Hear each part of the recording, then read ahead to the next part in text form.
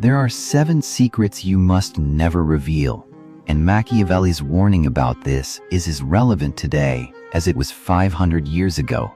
The more you expose, the easier you are to destroy. Not by enemies, by people you trusted. Let's get into it. Your next move is the first thing you need to protect, and most people give it away constantly without understanding what they are actually handing over. You tell someone your goal thinking you are going to get support. Sometimes you do, but something else happens at the same time that you do not see while it is happening. The person you told now has information, and information, in the wrong hands, or even in well-meaning but insecure hands, becomes friction. They start questioning the plan, not because they want to harm you, but because your ambition makes them uncomfortable about their own. They dress up the doubt as concern. Are you sure that's realistic right now? Is the timing right? Do you really want to risk what you have? Every single one of those questions lands in your head before you have had time to build enough momentum to absorb them. Machiavelli understood that premature disclosure is one of the most reliable ways to kill something still forming. The plan that exists only in your mind has a specific kind of protection. Nobody can poke holes in it. Nobody can introduce doubt into it. Nobody can time a comment to hit right when your confidence is most vulnerable. The moment you say it out loud to the wrong person, all of that protection disappears. Now the plan is out in the world, subject to other people's fears and insecurities and their own quietly complicated feelings about whether you should succeed. And here is the part people do not talk about honestly. When you share a plan and then fail at it, you have given people something. Not just the failure, they were going to see that anyway. You gave them the gap between what you said you would do and what you actually did. That gap is what gets remembered. That gap is what gets referenced later in moments you did not anticipate. Keep the plan private. Execute in silence. Let the result be the announcement. People respect finished things. They second-guess unfinished ones. The moment you produce something real, nobody needs to have known about it in advance for it to be undeniable. Your weakness is the second thing you must never hand to people who have not earned the right to hold it carefully. And most people have not. This is not cynicism. This is just honesty about how information moves and what people do with it. Usually not deliberately, but reliably. You share something painful in a vulnerable moment. The person across from you nods. They may even share something back. It feels like genuine connection, and sometimes it is. But sometimes, weeks or months or years later, in the middle of a conflict you did not see coming, that thing you said in vulnerability comes back to you. Not as a memory, as a weapon, the exact words you used, the specific fear you named, the insecurity you exposed because you thought it was safe to. This does not happen because people are evil. It happens because people remember what was given to them, and under the right kind of pressure, when they feel threatened or cornered or simply want to win an argument, they use what they have. You gave it to them. They are using what you gave. The Machiavellian principle here is not that you should never be vulnerable. It is that vulnerability is something that should be extended selectively to people who have demonstrated through consistent behavior over time that they handle what you give them with care. Not everyone who seems warm has earned that. Not everyone who seems close has demonstrated that track record. Watch who you bleed in front of, because some people collect your pain quietly, and they will hold it until they need it. Your income is the third thing that changes the room the moment you put a number on it. Not because people become bad when they hear what you earn, because the number changes how they see you before they have even processed the information consciously. Suddenly, you are not just the person they know. You are that number. And that number comes with a set of assumptions about what you owe, what you can absorb, what you should provide, and what it means if you choose not to. You tell a close friend what you make and watch how long it takes before the energy shifts. Not in a dramatic way, in small ways. The way they phrase requests, the way they assume certain things are not a big deal for you, The way a no starts to feel like a moral failing on your part rather than a reasonable choice. None of this gets said out loud. It just becomes the operating assumption underneath every interaction. Your number became their reference point for what you can be asked to carry. And you handed them that reference point voluntarily. The people who have been genuinely wealthy for a long time understand this instinctively. They do not lead with what they have, not because they are hiding it, because they understand that mystery is a more useful tool than disclosure. When people cannot calculate your resources, they cannot calibrate how much to extract. They treat you based on what they observe about your character and behavior rather than based on a number they are now doing math around. Keep them guessing, not as a game, as self-preservation. Your relationship conflicts are the fourth thing that must stay inside the walls of the relationship. Not because suffering in silence is the goal, because the moment your relationship problems become public information, you stop controlling how that information moves or how it is used. You tell your friend that you and your partner have been fighting. They express sympathy. They listen. They say the right things. But now they know your relationship is unstable. They know there are cracks. And people who know where the cracks are do not always help you reinforce them. Sometimes they watch to see if the structure holds. Sometimes they apply pressure to see what happens. And beyond the people you directly tell, information moves. Your friend tells their partner as a casual comment. Their partner mentions it somewhere else. Suddenly, people who are never part of your conversation have a version of your private situation living in their heads. And that version does not come with context or nuance or the full picture. It comes as a story, and you become a character in that story rather than a person living a complicated and private life. There is also something that happens to your own perception when you externalize relationship conflict publicly. You start performing the conflict for the audience. You emphasize the parts that make you look like the reasonable one. You frame the other person in ways that justify your position. And by the time you have done that enough, you have created a version of the situation that is no longer quite real, but that you are now committed to because it is the version everyone around you has heard. Fix the relationship or leave it. But do not make it content. Do not give people a map of your emotional life. They will use it in ways you did not authorize. Your family problems are the fifth thing that needs to stay locked.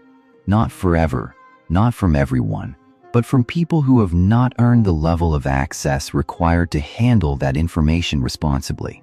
When you share family dysfunction with the wrong person, you are not just sharing a story about your relatives. You are handing them a framework for understanding you that they will carry into every future interaction.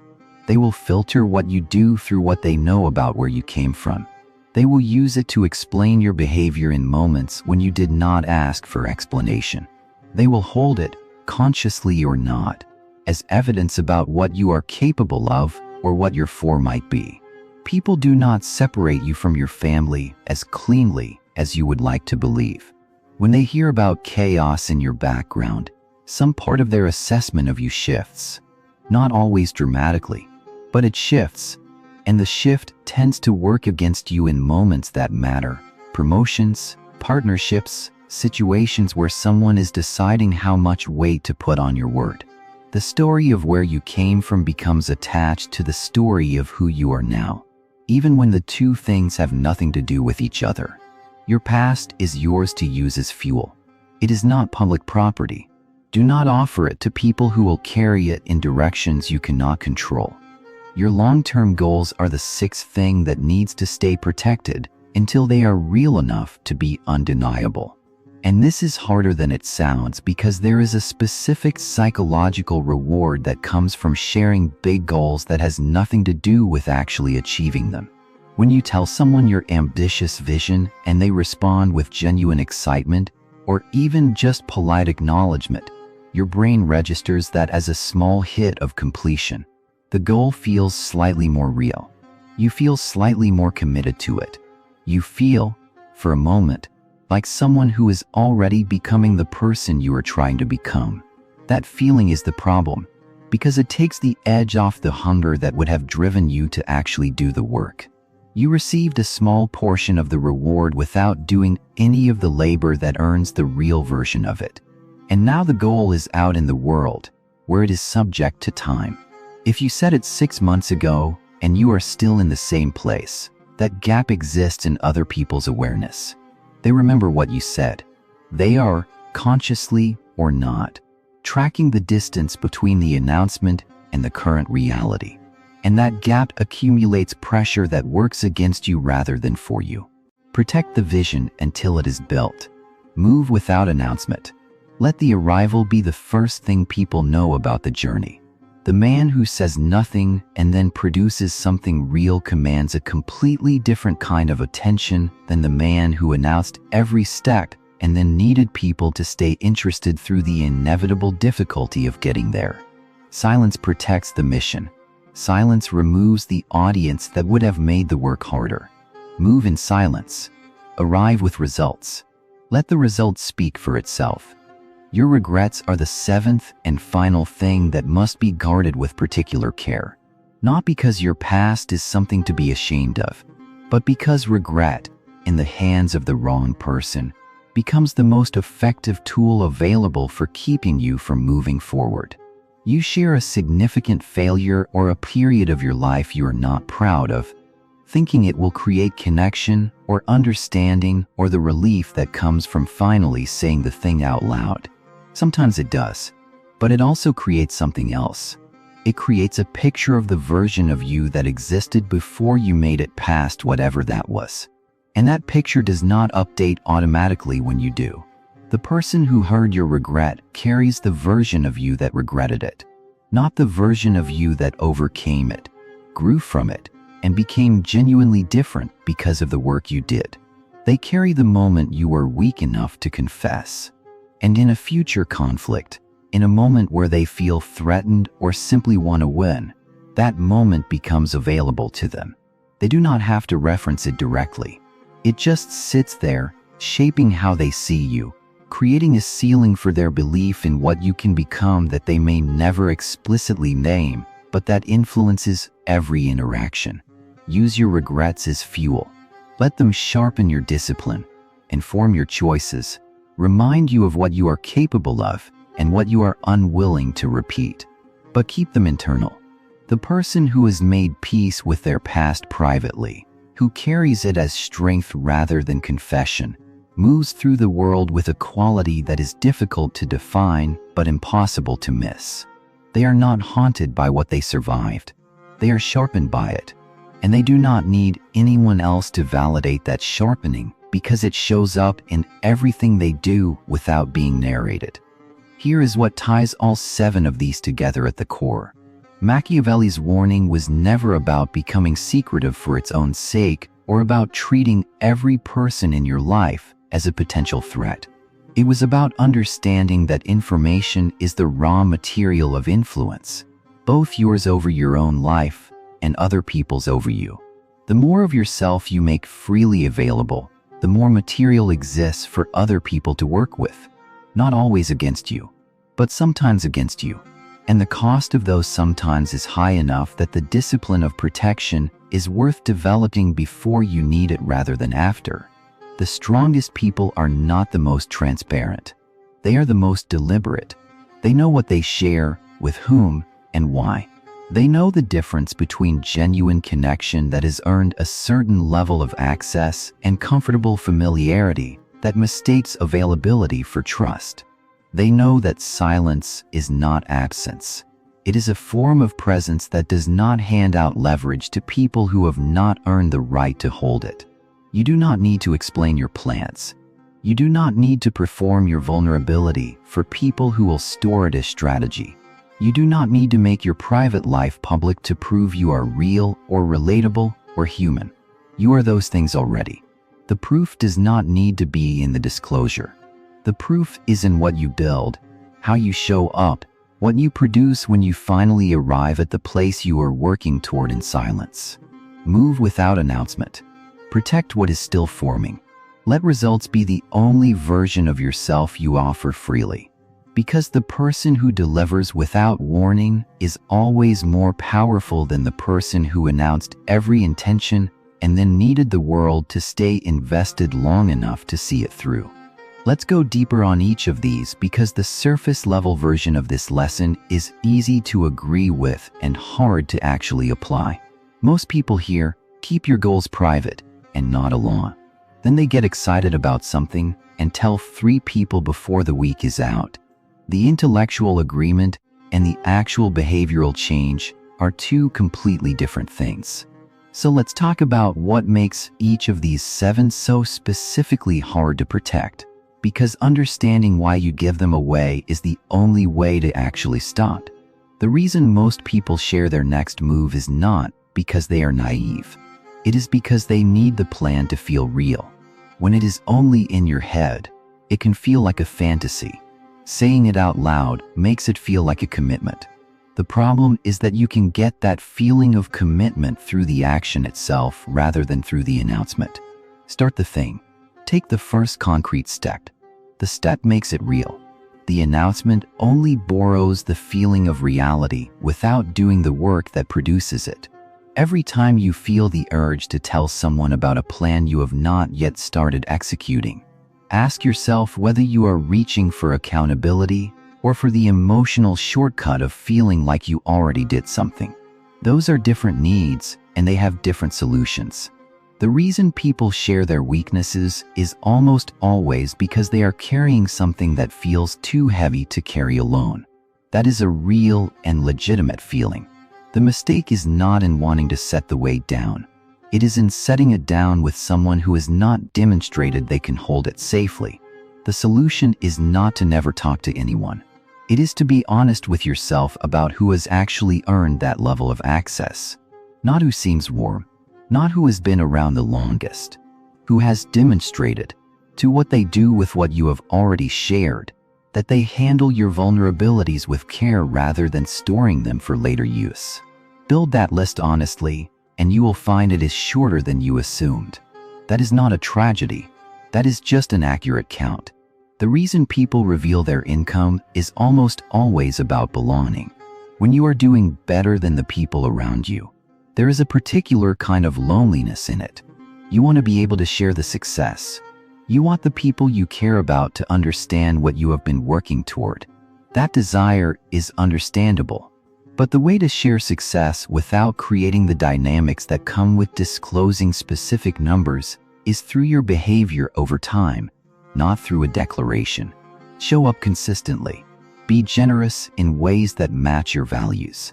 Let the people who are paying attention understand, without a number attached, that you have built something real. The people who genuinely care about you do not need the number to celebrate with you. And the people who need the number are almost never celebrating. The reason people broadcast relationship conflicts is because conflict is isolating and isolation is uncomfortable. When you are in the middle of something painful with someone you are close to, the instinct to reach out to your social circle for support is completely human. The problem is that support from people who are not inside the relationship almost always comes with a cost. They cannot be fully objective because they only have your version. They cannot stay neutral because caring about you means taking your side. And once they have taken your side and formed opinions about the other person based on what you told them in your worst moment, that version lives in their heads permanently even if the situation resolves and the 2 of you are fine. You and your partner move on. Your friend's version of your partner does not. And the next time there is friction, you are not just dealing with the original issue. You are dealing with everything your friends have been carrying about this person since the last time you vented. Keep the conflict inside the relationship or take it to a professional who is bound by confidentiality and trained to help rather than to sympathize. The reason people share family problems is because they want to be understood. They want someone to know why they are the way they are. That desire is real and it is human. But context about where you came from is not something that most people process neutrally. They use it to create a model of you. And once that model exists, it is sticky. It updates slowly if at all. The version of you that someone built from hearing about your difficult background tends to be more durable than the version you build through years of demonstrating who you have become. Share your history selectively with people who have already demonstrated through their behavior that they see you as you are now, not as a product of whatever you survived. The reason people share long-term goals early is dopamine. Specifically, the small hit that comes from social recognition of ambition. Your brain cannot fully distinguish between the reward of achieving something and the reward of being seen as someone who is going to achieve something. Both produce a version of the same feeling, but one of them is earned and durable, and the other is borrowed and temporary. And the borrowed version costs you something real because it reduces the pressure that would have driven you to earn the real version. Share goals after they are built. Let the finished thing carry the weight that the announcement was never going to be able to hold. The reason people share regrets is the same reason people share weaknesses: the weight. The specific weight of carrying something you wish had gone differently, something you wish you had done differently, something that sits in the back of your awareness as evidence of a version of yourself you have been working hard to move past. That weight is real. The need to put it down is understandable, but the right place to put it down is not in other people's hands. The right place is in your own work, in the discipline you develop because of it, in the choices you make differently now, in the version of yourself that exists because of what you learned from having been that person. The regret already did its most important work on you. It shaped you. It does not need to be narrated to anyone else to complete that function. Let it stay internal. Let it keep doing the work of sharpening your discipline without also becoming a story someone else carries about who you were at your lowest. The discipline that all 7 of these require has a common thread. It is the discipline of tolerating the discomfort of carrying things privately rather than externalizing them for relief. Most people leak because holding things internally creates a pressure they are not practiced at sitting with. They feel the goal in their chest, and they need to say it. They feel the pain, and they need to share it. They feel the excitement, and they need to broadcast it. Every one of those impulses is pointing toward real relief. But that relief comes with a price that is rarely visible at the moment of the transaction. Building the capacity to hold things privately is like building any other kind of strength. It is developed through repetition, to choosing the more demanding option in small situations until the discipline is available in large ones. Every time you feel the urge to share your next move and you choose not to. Every time you feel the pull to explain yourself to someone who did not earn the explanation and you choose silence instead. Every time you let a result speak where an announcement would have come before. Those are the repetitions. They build something over time, not the appearance of power. The actual internal architecture that makes you genuinely difficult to manipulate, genuinely difficult to predict, and genuinely in command of the narrative of your own life. That is what Machiavelli was pointing toward, not secrecy as a personality trait. Strategic self-possession as a way of moving through a world that will absolutely use whatever you hand it. Give it less, build more, arrive with results. That is the whole instruction. The people who have genuinely mastered this do not come across as cold or closed off.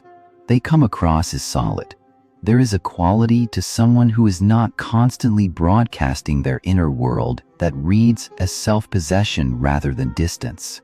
People sense it without being able to name it. They feel like this person has something worth protecting.